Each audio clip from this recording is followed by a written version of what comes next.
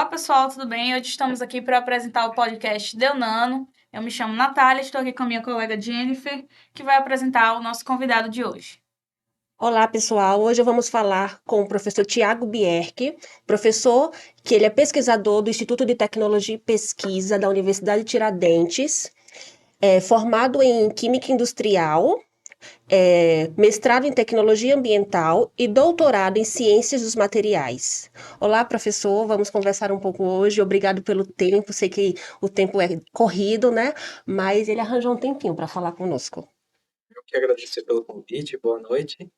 E estamos aqui para a gente bater um papo, então, e conversar um pouquinho sobre ciência. Perfeito. Então, já vou deixar um recado, se inscreve no canal, clica no sininho, dá um joinha e deixa um comentário. Vamos responder a todos assim que possível. Então, vamos começar com a primeira pergunta, né? A pergunta que não quer calar. Professor, sua qualificação profissional passa pela química industrial, tecnologia ambiental e ciência de materiais. Muita coisa, né? Então, qual a sua linha atual de pesquisa e como isso acaba se conectando? Bom, eu, né, a minha formação, ela vem me habilitando a trabalhar nas interfaces, né? Então, por eu trabalhar na área da química, na área ambiental, na área de materiais, né, isso possibilitou eu conseguir trabalhar na interface da ciência, né? Então, até no início da minha carreira aqui na instituição, né, eu entrei no programa de biotecnologia industrial. E isso facilitou, de certa forma, pela interação, pela característica da área de biotecnologia de trabalhar nas interfaces das áreas, né? Então, isso, pelo menos para mim, facilitou essa integração, né, com várias áreas de conhecimento diferentes. Perfeito. Acabou entrando num programa multidisciplinar, né? É. Então, teve que se conectar com várias outras vertentes e profissões. Então, Professor, eu gostaria de perguntar a você sobre o doutorado de sanduíche. Então, você fez parte do seu doutorado na Itália. Então, qual foi o impacto que essa experiência internacional teve na sua visão na ciência? Bom,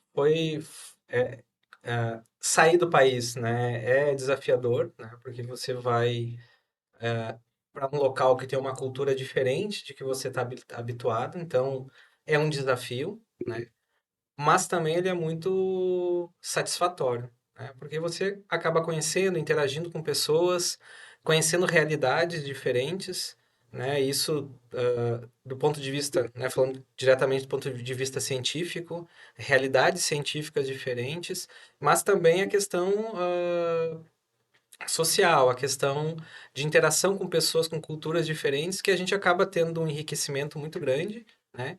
E eu acho que uma coisa também muito importante, a gente aprende a se virar sozinho, né? Porque são coisas engraçadas, mas no começo, quando eu comecei, eu não falava nada italiano, né? Eu fui pensando, eu falava um pouquinho de inglês, eu vou tentar me virar no inglês. Só que a cidade que eu fui, na universidade, o pessoal conversava tranquilo em inglês. Agora, fora da universidade, né, que é o sul da Itália, então eles... É diferente, por exemplo, de Milão, né, que tem uma influência, né, e tem uma carga de pessoas de várias partes do mundo muito mais forte, né? No sul da Itália, ah, o pessoal da academia falava inglês, mas fora dela, não.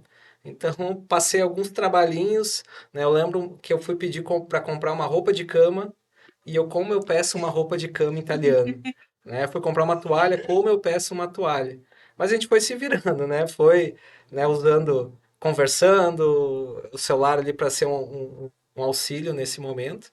Mas foi muito legal. Cientificamente eu fiz, né, além de trabalhar e de estar num centro de excelência na parte de cromatografia, que, né, foi uma experiência única na minha vida, eu fiz grandes amigos também, né? Então eu acho que isso também foi muito importante, né? São amigos que eu construí, conquistei, né? E que a gente traz até hoje, a gente se fala, troca mensagem, né? Isso aí foi muito gratificante, que até brincava, né? A gente sabe quando a gente começa a ter um grau de amizade maior, quando as pessoas começam, né, literalmente a brincar com você de uma forma, né, até mais acentuada, né? Porque no começo, até questão de comunicação, eu não estava aprendendo, tanto que quando como eu cheguei lá, eu não falava nada em italiano, eu disse, eu vou ter que aprender para me virar, né?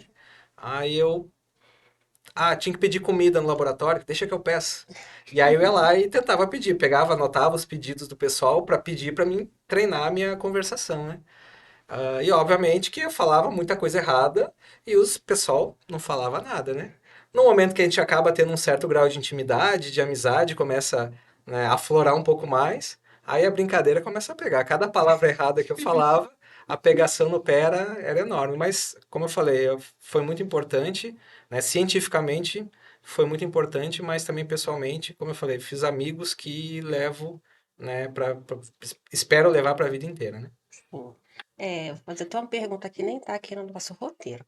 Além do network, o que foi que o senhor enxergou lá fora, na ciência, que é diferente daqui de dentro, ou que é igual, que a gente imagina que é diferente?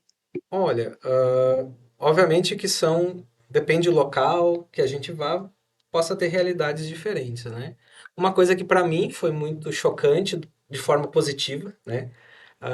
A universidade onde eu estava, ela tinha um convênio muito grande com empresas, né? E tinha um parque de equipamentos fenomenal, né? Tanto que eu brincava. Não era isso, mas era quase como se tivesse um equipamento por aluno. Quase Nossa, isso. que Então, sonho. assim, a gente ficava e trabalhava direto no equipamento, né? Quase que a gente podia chamar de nosso, né?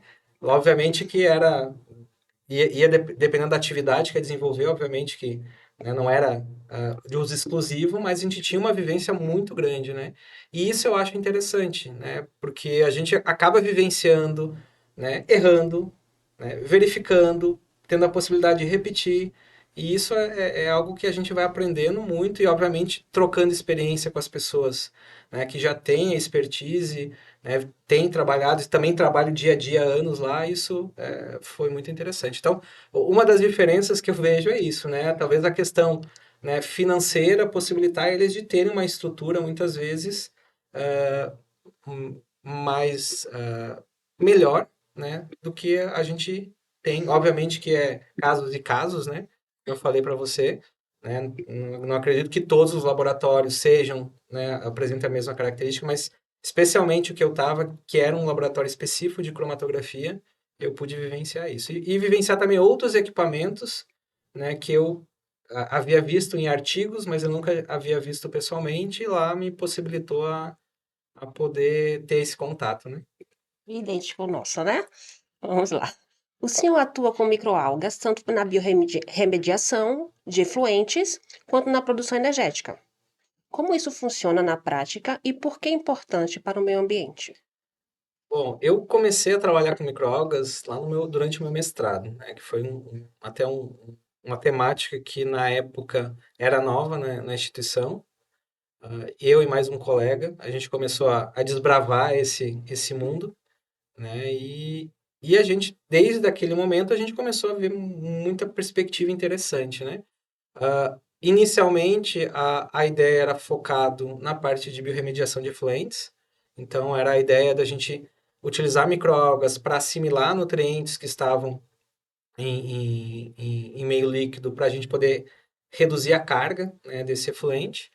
E, obviamente, que a gente começou também a trabalhar a parte de caracterização, entender o perfil lipídico, as características da biomassa, e a gente começou a ver potenciais maiores para aplicação, né? Então, a parte de produção de biocombustíveis, né? No meu mestrado eu trabalhei mais focado inicialmente com a parte de biodiesel, mas assim, a riqueza da composição química dessas microalgas eram muito interessantes, né? E eu busquei trazer, né, começando a trabalhar aqui, embora eu me afastei um pouquinho durante o doutorado dessa área, né, mas à medida que eu vim para cá é algo que eu tentei implementar aqui, né, e tenho implementado aqui justamente para poder aproveitar esses micro-organismos, né? A gente mora num local bastante privilegiado, que tem bastante incidência solar, que é crucial para o desenvolvimento das microalgas, né? E a gente pode utilizar isso, né, como fonte de biomassa para a produção de energia, pode ser utilizada como forma de processos de biorremediação, tratamento de efluentes, pode ser utilizado também para agregar valor a bioprodutos que a gente consegue extrair dessa biomassa. Então, eu considero que aqui é uma região bastante privilegiada, né, para esse tipo de pesquisa, né, porque a gente tem possibilidades, né, de utilizar essas biomassas. Inclusive, a gente, né, um cuidado que a gente acaba tendo também nessas pesquisas que a gente vem fazendo no grupo, que a gente vem trabalhando com microalgas nativas, né, justamente para não ter nenhum perigo de inserir um micro-organismo que não é nativo, que não está presente aqui no ecossistema, Uhum. né? Então, para ter esse cuidado também de não inserir algo, né? Porque às vezes, né, isso pode gerar um impacto ambiental muito grande. Então, a gente trabalha com microalgas que já estão, né, Nativas. nativas daqui, né? Isolamos, por exemplo, a gente isolou microalgas do mangue, né, aqui de Aracaju, e a gente vem então cultivando elas aqui para avaliação, tanto para produção de biocombustível, né, produção de biomassa para obtenção de biocompostos dessas biomassas. Perfeito. Você falou que trabalhou com biodiesel, então, pegando essa linha, eu queria saber como a produção do bióleo por pirólise e de resíduos agroindustriais pode ser considerada uma estratégia real para a transição energética no Brasil. Você acredita nisso? Acredito, porque assim, quando a gente pensa em transição energética, a gente não tem uma forma única que vai fornecer a quantidade de energia que a gente precisa, né? E por mais que existem vários processos, mas eu não consigo em um único processo, né, fornecer a energia necessária, né, de forma renovável, né, para suprir a demanda que a gente tem, que ela é muito alta.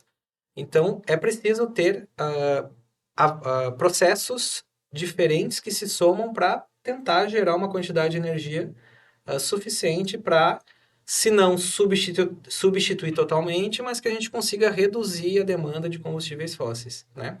E a utilização de biomassas, principalmente biomassas residuais, é uma alternativa interessante, porque você está agregando valor a algo que muitas vezes é considerado como descarte, né? A gente pode usar como exemplo, né? Aqui a gente é um estado um grande produtor de coco, né? Então o coco, a gente vai lá, extrai água de coco, e o coco que sobra é uma biomassa, né, que é descartada muitas vezes, né, para decomposição. Isso demora muito tempo. Essa biomassa ela tem um potencial para ser utilizada para utilização em processo, por exemplo, de pirólise, e para produção ou de combustível ou de outros produtos que pode ser direcionado para a indústria química, tá? E isso falando especificamente do coco. A gente tem Uhum. cana-de-açúcar, resíduos de poda, resíduos plásticos que a gente pode incorporar, né, em biomassas para poder melhorar a qualidade de produtos. Então, é uma possibilidade, né? Obviamente que, como eu falei, eu não consigo produzir combustível para todo mundo, né, com um único processo, mas ele pode se somar, sim, né, e tornar um processo interessante para poder auxiliar nessa etapa de transição energética. Pelo menos a Perfeito, minha visão. Perfeito. perfeito. Se está gostando, já aciona o sininho, né? Deixa o like, deixa perguntas. Então, professor, agora vamos falar da região Nordeste, certo? Você falou que ela possui uma grande diversidade vegetal para ser utilizada. Como é que a prospecção de bioativos dessa região pode fortalecer a economia local e a preservação da cultura? Perfeito.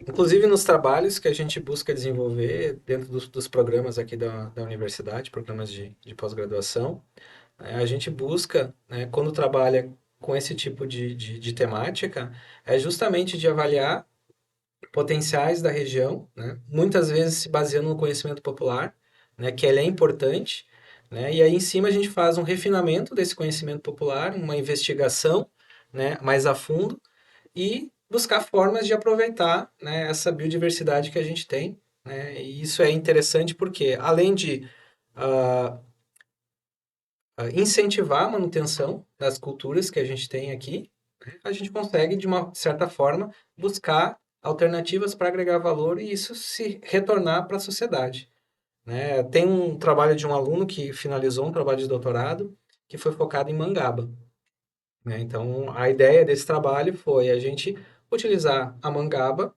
como fonte de biomoléculas com ação específica anti-inflamatória, para buscar desenvolver um medicamento anti-inflamatório, né, à base de uma molécula presente dentro da sua composição, que é o lupeol, né? E a gente então otimizou o processo de extração, fez alguns testes in vitro para verificar a eficiência e apresentou resultados bastante interessantes, né? E a gente aproveitando, né, a fruta de mangaba. Perfeito. Então, é uma alternativa. A vantagem disso é a gente tentar valorar mais, né, a cultura e, obviamente, conseguir agregar valor e incentivar que essa cultura, né, que em algumas situações ela vem sendo bastante degradada, né, que a gente consiga manter e, quem sabe, fortalecer essa proteção e incentivar o cultivo dessa cultura, né? Obviamente que a gente tem outros trabalhos com outras plantas diferentes, mas isso foi só um exemplo para demonstrar a potencialidade, né? Bom, quando a gente fala em ciência, em compostos, mas como é que isso se dá? Como é que a gente pega uma mangaba e vai descobrir o que tem dentro dela? Então, a gente sabe que o senhor atua com cromatografia avançada, inclusive bidimensional. Então, para quem não é da área, qual que é a diferença da cromatografia comum, líquida, e a bidimensional? E por que isso é tão importante para as pesquisas com bioativos? Sim, na técnica cromatográfica é uma técnica de separação, tá? Eu tenho uma expertise que eu trabalhei na parte de cromatografia bidimensional abrangente, né, que é a cromatografia gasosa bidimensional abrangente. Ela traz como vantagem uma maior eficiência de separação. Então, eu consigo separar as moléculas, né? Se eu tenho uma amostra que a gente considera uma amostra complexa, o que seria uma amostra complexa? Que tem vários componentes dentro daquela amostra. Então, quando eu utilizo muitas vezes a cromatografia convencional, gasosa convencional, eu não consigo muitas vezes separar esses componentes para me poder identificar o que tem naquela amostra. Ela acaba não sendo tão eficiente para isso. Então, a cromatografia bidimensional é um sistema que ela apresenta uma maior eficiência de separação. Eu separando melhor esses compostos, eu consigo identificar eles com mais exatidão, né? Então, essa é uma técnica importante, só para vocês terem uma ideia.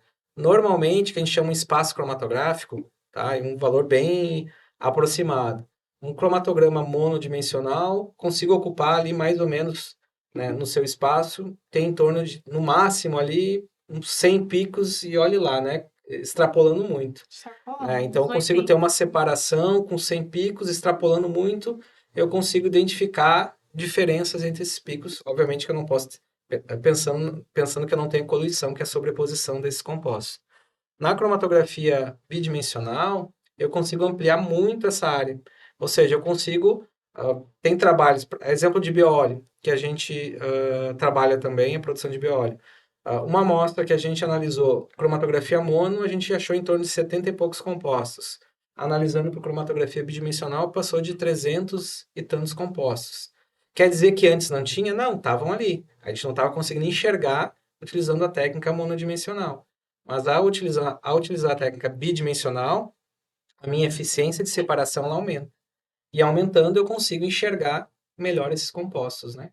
Então, do ponto de vista de técnica, ele é uma técnica muito eficiente para analisar amostras complexas, que são aquelas amostras que têm muitos componentes que compõem essa amostra. Perfeito.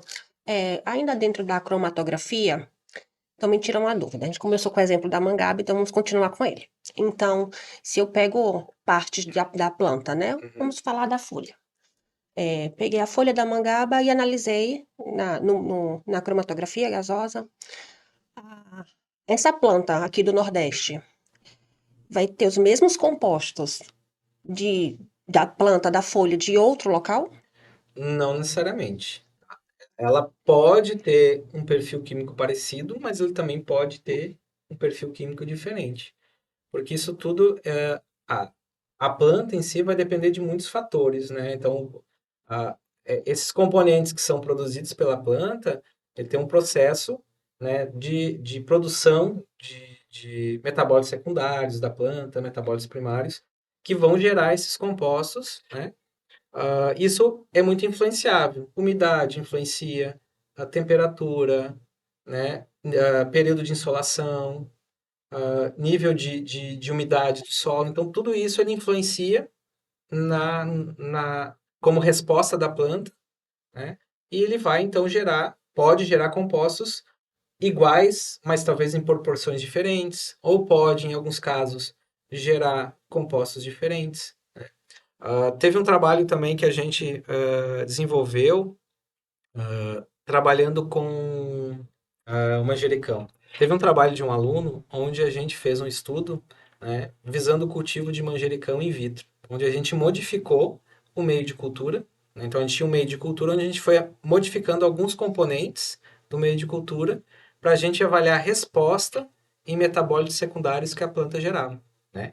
Então a gente verificou que modificando alguns componentes, ele favorecia a produção de uns e reduzia a produção de outros compostos, né? Então, a modificação, seja do período de insolação, nutrientes do solo, umidade, tudo isso influencia clima, né? Porque se eu tiver uma planta que está numa região que tem alto nível de insolação, em uma região, uma planta que é a mesma planta, né? Mas está cultivada numa região que tem um clima mais frio, que pega menos sombra, isso pode influenciar a composição química da planta.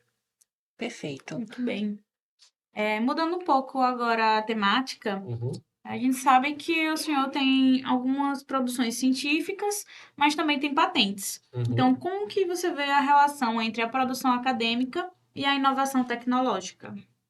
Bom, a gente até vem discutindo muito isso, né? Eu acho que nos últimos anos, a importância da pesquisa científica, obviamente que são áreas e áreas, né?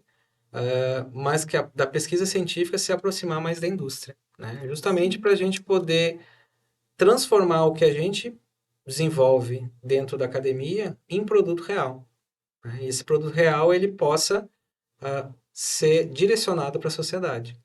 E essa questão de patentes, ela vem crescendo, né, o número de publicações, né, que é uma forma da gente, obviamente, de garantir o que a gente está desenvolvendo aqui, mas que a gente possa também ter algo que possa ser transferido para a indústria. O conhecimento da gente E, é que não fique só no papel, com né? certeza, com Sair um certeza. pouco da teoria. Porque muitas vezes a gente acaba desenvolvendo coisas legais e até por costume, né, de estrutura de como a gente está acostumado a fazer ciência, a gente acaba não protegendo isso, né? E a gente Sim. acaba perdendo talvez um produto, uma potencial fonte de renda, né? Seja para quem desenvolveu a pesquisa, né? Seja a possibilidade de vender isso para que isso possa ser revertido para a sociedade. Então, a pesquisa aplicada, associada à patente, ela é muito importante e vem ganhando cada vez mais espaço, né? Perfeito. Inclusive no nosso instituto, né? A gente tem um número muito grande de patentes, né? Sim. E isso vem refletindo a importância e o cuidado que a gente tem em garantir a segurança do que a gente vem desenvolvendo aqui. Certo. Professor, ainda falando sobre um pouco de patentes, hoje, para o senhor, qual o desafio, né? Qual o maior desafio para transformar pesquisa em patente e a patente em um produto? Eu acho que o maior desafio está em a gente aproximar mais com a indústria, né? Eu acho que é uma etapa muito importante, a gente conseguir aproximar a indústria para justamente a gente conseguir entender, né, de uma forma muito clara quais são as necessidades e a gente conseguir direcionar nosso desenvolvimento para gerar produtos que vão atender aquela demanda. Porque eu acho que esse é um caminho muito mais fácil de gerar um produto, né, a Sim. gente atendendo uma demanda do que a gente, né, eu achar que a indústria precisa de algo, mas eu não sei se realmente isso vai fazer diferença para a indústria. Então, acho que um ponto importante é a gente cada vez mais aproximar, conversar, dialogar, né, buscar entender quais as necessidades reais e ver como a gente pode auxiliar. E eu acho que isso encurta muito o caminho de uma pesquisa que a gente desenvolve aqui, gerar uma patente e gerar um produto. Perfeito. Em relação a isso, a resolução de problemas, eu sei que a universidade agora está adotando um novo sistema na graduação de resolução de problemas, né? A abordagem baseada em problemas. Eu queria saber o que você pensa sobre os seus alunos, o que faz realmente um aluno se destacar na sua graduação, na sua pós-graduação. Bom, eu acho que uma coisa que é extremamente importante, né, o aluno que opta por fazer a pós-graduação, né, estrito sensu, é curiosidade, né? Eu acho que o que move o cientista é a curiosidade, é de buscar entender o que está acontecendo, por que está acontecendo, como está acontecendo e como eu posso usar isso ao favor, né, da gente como sociedade. Eu acho que a curiosidade é algo que é crucial. Se a pessoa é curiosa, é meio caminho andado. Meio caminho. Obviamente que só a curiosidade sem conhecimento ela não resolve, né? Mas a curiosidade eu acho que é um dos primeiros passos para a gente poder, então, evoluir e conseguir atingir esses objetivos que é desenvolver ciência, tecnologia, né, da melhor forma possível. Curiosidade, para mim, é o ponto-chave. Perfeito. Professor, então, além de curiosidade, além de conhecimento, para o aluno ser considerado um aluno que vai se destacar trabalhando com bioativos, como a biomassa e a energia renovável, qual característica é indispensável para esse aluno? Bom, eu acho que isso eu acho que para qualquer área, né? Eu acho que tem que ter determinação, né? Porque a pesquisa, né, e vocês sabem disso, às vezes demora para a resposta para aquilo que a gente está fazendo dar certo, embora a gente pode estar baseado tecnicamente, mas às vezes as coisas não acontecem na velocidade que a gente quer, né? Então, acho que é importante ter paciência, né? Perseverança, né? Eu acho que a gente, obviamente, ah, insistir, não, a gente não pode desistir na primeira dificuldade, né? Sim. Não pode desistir na primeira dificuldade, porque virão, né? Virão dificuldades. Então, acho que é isso, é ter paciência, perseverança, né? E confiança também no caminho traçado, né? Eu acho que esse é outro ponto importante, a gente ter uma traçar um caminho, obviamente que o caminho ele sempre pode ter mudanças, né? Então, eu tracei um caminho, pode ser que amanhã eu enxergue uma rota melhor para e eu ter que fazer desvios, mas eu tentar enxergar esse caminho, né? Porque eu acho que isso facilita muito a nossa vida nesse meio, né? Entender o que que eu quero, aonde eu quero chegar, né? Caminho eu vou traçar para poder atingir os objetivos que eu quero, tanto, obviamente, pessoal quanto profissional. Bom, professor, uma pergunta assim mais específica. Como você é uma pessoa que veio de fora, veio do sul, veio de outro estado, você tem uma visão diferente do mundo que foi criado em relação às regiões sul e norte, nordeste. Então, o que que precisa melhorar aqui no cenário do Nordeste para que a gente possa avançar mais na produção de tecnologia? Já que tem quantos anos que você mora aqui? Eu estou aqui desde 2017, janeiro de 2017. Bastante tempo.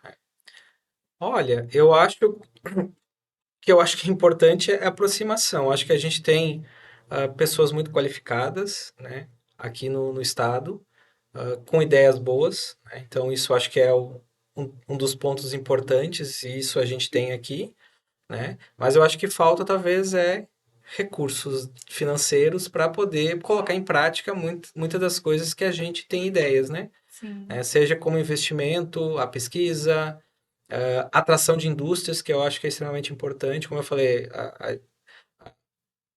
o, o, o sergipano é um povo muito trabalhador, né?